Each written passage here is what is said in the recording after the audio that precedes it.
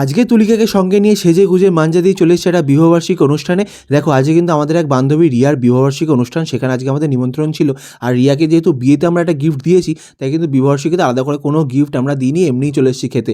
দেখো দুবার করে গিফট আমরা কিন্তু দেবো না, একটা গিফট দিয়েছি ব্যাস, এবারে যতবার নিমন্ত্রণ করবে ও এইভাবেই আমরা এসে খেয়ে যাবো। আর তুলিকা প্রথমে এসে অনেকগুলো জল খেলো না, তার নাকি পরিষ্কার হয়ে গেলো রাস্তাটা, এবারে কেউ বেশি বেশি করে খেতে পারবে। আর খেতে বসেই প্রথমেই দেখছো মেনু কার্ডে একবার চোখ বুলিয়ে নিচ্ছে।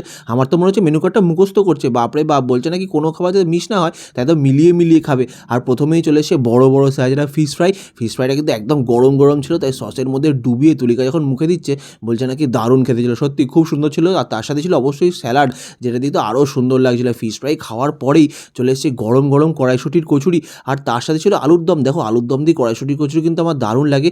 এই শীতকালের সন্ধ্যায় গরম গরম কড়াইশুঁটির কচুরি তার সাথে আলুর দম শুনেই তো আমার এখনই জিভে জল চলে আসছে। খাওয়ার সময় যে কী অবস্থা হচ্ছে তোমরাই ভেবে দেখো, তোমাদের কাদের কাদের কড়াইশুঁটির কচুরি খেয়েছো, কতবার খেয়েছো।